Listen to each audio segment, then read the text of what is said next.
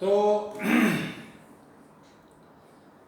कक्षा 12वीं के विद्यार्थियों के लिए आज हमारा जो गणित का टॉपिक है वो मैट्रिक्स है, जिसको हम हिंदी में आव्यूह कहते हैं। अब ये आव्यूह या मैट्रिक्स क्या होता है, पहले इसको हम परिभाषित कर लेते हैं थोड़ा सा, इसके बाद फिर आगे बढ़ते हैं। मैट्रिक्स जो शब्द है इसका तात्पर्य ये है कि दो प्रकार के समुच्चयों को, जैसे m और n या a और b, इस प्रकार के कोई दो समुच्चय दिए हों, ठीक है, उनको यदि m को हम पंक्ति में और n को स्तंभ में एक आयताकार रूप में लिख लें तो वो कहला जाता है आपका आव्यूह या मैट्रिक्स। अभी बात समझ में आई कुछ के नहीं आई? m और n दो समुच्चयों को एक आयत के भीतर एक आयताकार रूप में इस प्रकार लिख लें कि m को पंक्ति और n को स्तंभ के रूप में प्रदर्शित करें, तो जो प्राप्त स्थिति होगी या प्राप्त जो आकृति होगी, प्राप्त जो रूप होगा, वो कहलाएगा आपका मैट्रिक्स या आव्यूह। मैट्रिक्स या आव्यूह को या तो बड़े कोष्ठक में ऐसे, इसको दीर्घ कोष्ठक भी कहते हैं, या छोटे कोष्ठक में, या ऐसे दो समांतर रेखाएं इधर और दो समांतर रेखाएं इधर। ठीक है, सबसे इजी रूप आपका ये हो जाएगा। दीर्घ कोष्ठक के भीतर पंक्तियां और स्तंभ बना है। पंक्तियां ये होती है, ये पंक्ति है, ठीक है। स्तंभ क्या होते हैं? ये बड़ा कोष्ठक है, ये खड़ी लाइन जो होती हैं ये होते हैं आपके स्तंभ। तो यदि m और n समुच्चयों को आयताकार रूप में इस प्रकार लिख दें, इस प्रकार व्यक्त कर दें कि m को पंक्ति और n को स्तंभ कहें, तो ये कहला जाएगा आपका मैट्रिक्स या आव्यूह। अब हम चलते हैं कि इसको प्रदर्शित कैसे करते हैं। अंग्रेजी के कैपिटल अक्षर A से किसी भी आव्यूह को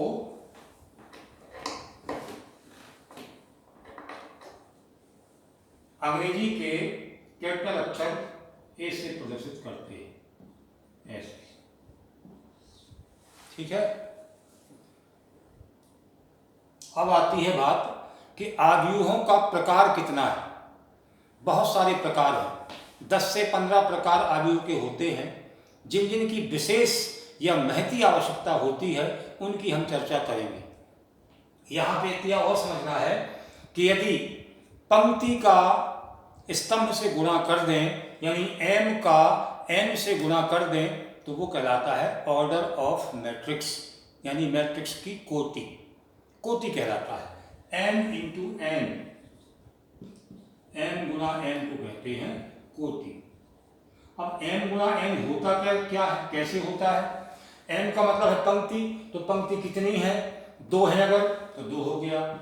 स्तंभ कितने हैं? अगर मान लो स्तंभ 3 है और पंक्तियां 2 हैं, तो स्तंभ 3 हो गए, पंक्ति 2 हो गई, तो 2 3 बराबर, ये कोटि इसकी 6 आ जाएगी। इस तरीके से m इंटू n को कहते हैं हम कोटि। अब आती है बात पंक्ति मैट्रिक्स, स्तंभ मैट्रिक्स आदि आदि प्रकार हम चलेंगे। तो टाइप्स ऑफ मैट्रिक्स, यानी आव्यूह के प्रकार। आव्यूह के प्रकार में हम सबसे पहले लेते हैं पंक्ति मैट्रिक्स। यदि मान लो A बराबर, हमने लिख दिया 1 2 3, यानी किसी मैट्रिक्स में, किसी आव्यूह में स्तंभ नहीं है, केवल पंक्ति है, तो वो कहलाएगा पंक्ति मैट्रिक्स।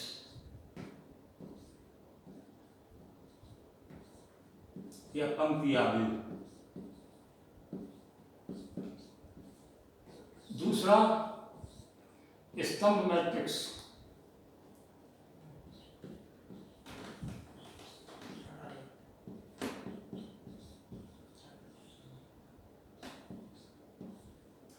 यदि किसी मैट्रिक्स में, किसी आव्यूह में केवल स्तंभ है, पंक्ति नहीं है, तो वो कहलाएगा आपका स्तंभ मैट्रिक्स।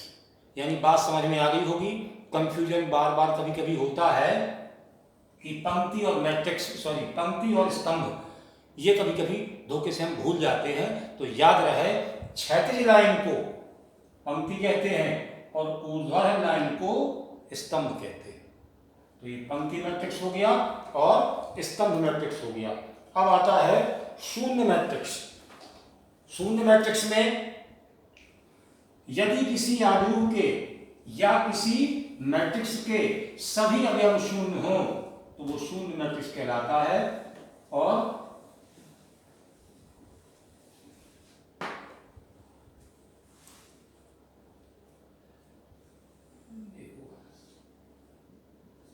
शून्य मैट्रिक्स देखें,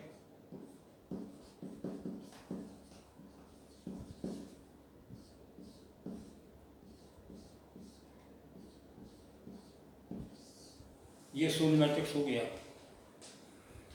पंक्तियां 3 हैं और स्तंभ भी 3 हैं, लेकिन प्रत्येक अवयव क्या है? 0। इसकी कोटि क्या होगी? क्या इसकी कोटि शून्य होगी? नहीं। पंक्ति 3, स्तंभ 3, यानी अगर हम इसका n गुणा n लिखें तो क्या आएगा? 3 गुणे 3 बराबर 9। यानी इसकी कोटि जो है वो कितनी हो गई? 9। ये शून्य मैट्रिक्स कहलाएगा। यदि किसी मैट्रिक्स के अंदर, किसी मैट्रिक्स में सभी अवयव 0 से प्रदर्शित किए गए हों तो वो शून्य मैट्रिक्स की श्रेणी में आता है। इसके बाद हम अब और आगे लेते हैं।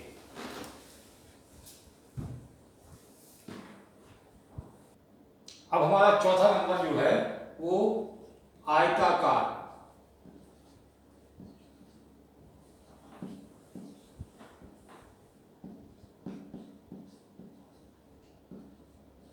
आयताकार मैट्रिक्स क्या होता है? रेक्टेंगुलर मैट्रिक्स क्या है? यदि किसी आव्यूह में, यदि किसी मैट्रिक्स में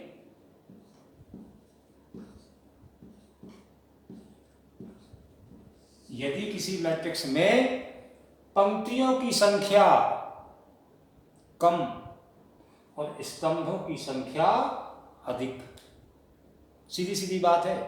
आयत कब बनेगा? जब आमने सामने की दो भुजाएं बराबर होंगी। चारों भुजाएं बराबर नहीं होंगी। तो आमने सामने की दो भुजाएं कब बराबर होंगी? जब हमारी पंक्ति छोटी यानी कम हो और स्तंभ हमारे ज्यादा हो। यहाँ पंक्ति कितनी है? 2 और स्तंभ कितने हैं? 3। क्षैतिज लाइनों को गिने 2, ऊर्ध्वाधर लाइनों को गिने 3। तो यदि पंक्तियों की संख्या स्तंभों की संख्या से कम हो जाए तो आप समझ लीजिए कि वो हमारा आयताकार मैट्रिक्स है। इसकी कोटि कितनी होगी? 2 गुणा 3, 2 पंक्तियां और 3 स्तंभ। तो इस तरीके से इसकी कोटि n गुणा n बराबर कितना हो जाएगा? 2 गुणे 3 बराबर 6। तो आयताकार मैट्रिक्स क्लियर हुआ। अब आता है 5वां नंबर, वर्गाकार स्क्वायर मैट्रिक्स।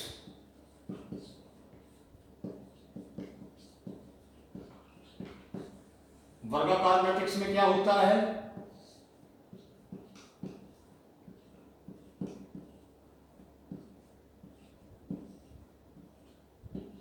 ये होता है, क्या पढ़ेंगे इसको? यदि पंक्तियों की संख्या और स्तंभों की संख्या बराबर हो, 1 2 3 पंक्तियां और 1 2 3 स्तंभ, पंक्ति और स्तंभ यदि समान हो मैट्रिक्स में तो वो हमारा कहलाता है वर्गाकार मैट्रिक्स या स्क्वायर मैट्रिक्स। ठीक है। इसके बाद हमारा आता है विकर्ण मैट्रिक्स, डायगोनल मैट्रिक्स। विकर्ण मैट्रिक्स में क्या होता है? मुख्य विकर्ण में अवयव हो 7 और शेष अवयव 0 हो। देखिए हमारा क्या है? विकर्ण मैट्रिक्स।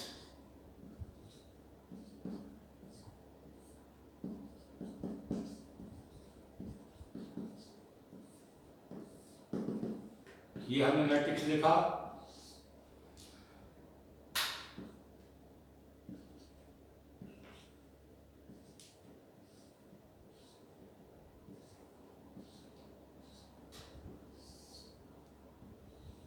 ये देखिए शेष अवयव हमारे क्या है? शून्य, और विकर्ण में अवयव लिखे हुए हैं। यानी ऐसा मैट्रिक्स, ऐसा आव्यूह जिसका मुख्य विकर्ण में अवयव संख्यात्मक हो, अंकिक हो, और शेष सभी अवयव क्या हो? शून्य हो, तो वो हमारा कहलाता है विकर्ण मैट्रिक्स। अब हमारा जो है अदिश मैट्रिक्स है। अगला नंबर जो है वो अदिश मैट्रिक्स।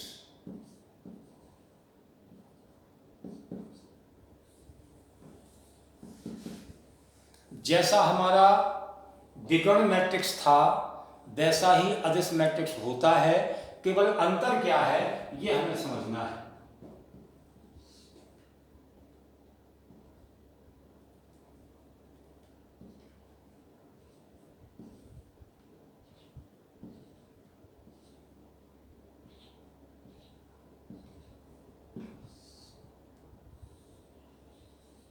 देखिए विकर्ण में भी हमने ऐसे बनाया था, लेकिन विकर्ण में यहाँ के अंक या यहाँ की संख्याएं अलग अलग थी, ठीक है। और इसमें क्या है? सभी अवयव समान है, यानी ऐसा मैट्रिक्स जिसमें मुख्य विकर्ण के सभी अवयव एक जैसे हों, या तो 5 5, 4 4, 3 3, 2 2, तो वो कहलाएगा आपका अदिश मैट्रिक्स। अब आता है एकक मैट्रिक्स।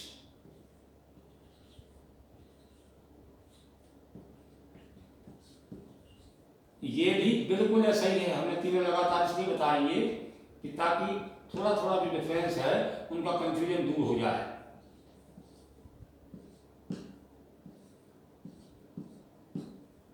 देखो ये भी हमारा विकर्ण ही था, लेकिन विकर्ण के सभी अवयव क्या है? एक। समान तो ठीक है, समान तो इसमें है अदिश मैट्रिक्स में, लेकिन अगर किसी मैट्रिक्स में या आव्यूह में मुख्य विकर्ण के सभी अवयव एक हों, इकनी एक, तो कहलाता है वो एकिक मैट्रिक्स या एकक मैट्रिक्स, ठीक है। अब अगला हमारा है क्षैतिज मैट्रिक्स।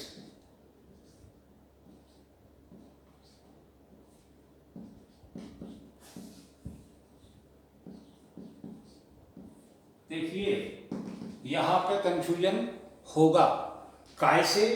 आयताकार मैट्रिक्स से और क्षैतिज मैट्रिक्स से कंट्रडिक्शन होता है, टकराना होता है।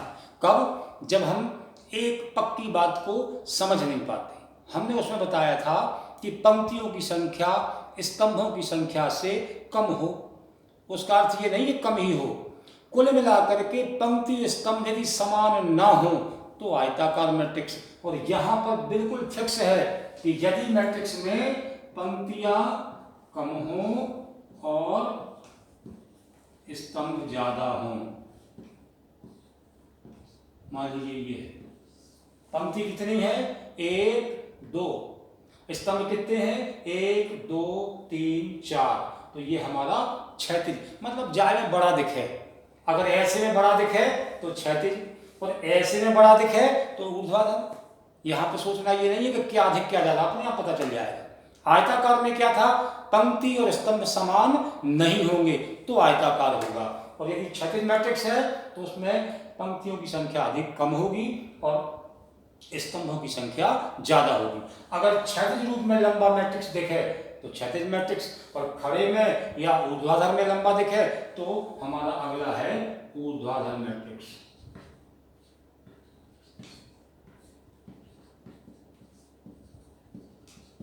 ऊर्ध्वाधर में क्या है? मान लीजिए हमारा मैट्रिक्स ये है,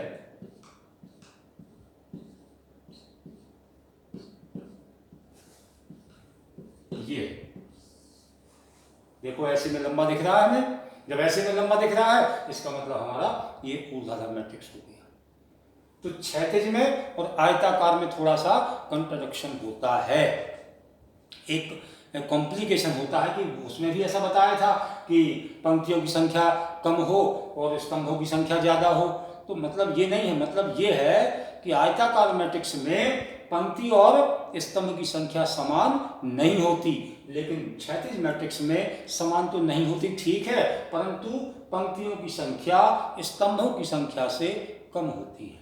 और ऊर्ध्वाधर मैट्रिक्स में स्तंभ की संख्या कम और पंक्ति की संख्या ज्यादा, उल्टा। यानी यदि m is less than n, पंक्तियां स्तंभ से छोटी है तो क्षैतिज मैट्रिक्स, और यदि m is greater than n तो हो जाएगा ऊर्ध्वाधर मैट्रिक्स। अब आता है फिर एक कॉम्प्लिकेशन की बात। अभी हमने बताया था एकक मैट्रिक्स, एकक माने यूनिट, अंग्रेजी में कहते हैं UNIT, यूनिट माने इकाई या एकक, इकाई से मतलब था एक से, और अब है एकल। एकल का मतलब क्या है, देखिए एकल का मतलब अभी जो अपन ने पढ़ा था वो पढ़ा था यूनिट मैट्रिक्स, ये पढ़ा था हमने अभी, जिसमें ऐसी स्थिति लिखी थी, ध्यान से देख लेंगे फिर एक बार।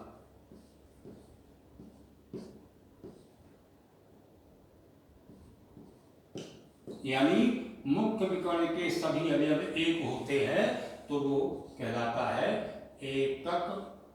एकक, एकक माने यूनिट। हम पढ़ने वाले हैं क्या, अंग्रेजी में समझ लें सिंगल। सिंगल का हिंदी में होता है एकल, और हमें एकल मैट्रिक्स पढ़ना है तो एकल मैट्रिक्स में एक ही अवयव होता है, न पंक्ति न स्तंभ, वो कहलाता है एकल मैट्रिक्स। तो मैट्रिक्स के प्रकार, मैट्रिक्स क्या है, कैसे प्रदर्शित करते हैं, उसकी कोटि कैसे ज्ञात करते हैं, पंक्ति और स्तंभ क्या होते हैं, कितने प्रकार के होते हैं, इन सारी चीज़ों को हमने अध्ययन आज किया। इस वीडियो को 2-4 बार देखेंगे और इस तरीके से देखेंगे ध्यान से कि ताकि हमें याद न करना पड़े, हम मैट्रिक्स का रूप देख करके, मैट्रिक्स की शक्ल देख करके जान जाए कि ये कौन सा मैट्रिक्स है। तभी हम आगे की प्रॉब्लम्स को, आगे के प्रश्नों का उत्तर, आगे के प्रश्नों का हल बड़ी सरलतापूर्वक कर पाएंगे। यदि आपने एक बार पढ़ लिया, देख लिया, इसके बाद बोले ठीक है हो जाएगा, हो जाएगा नहीं, इसको आज अच्छे से देखिए। कल हम इसके सवालों पर चर्चा करेंगे, योग पे चर्चा, अंतर पे चर्चा और गुणन पे चर्चा, ये कल होगी मैट्रिक्स की। आज का वीडियो समाप्त होता है। That's all.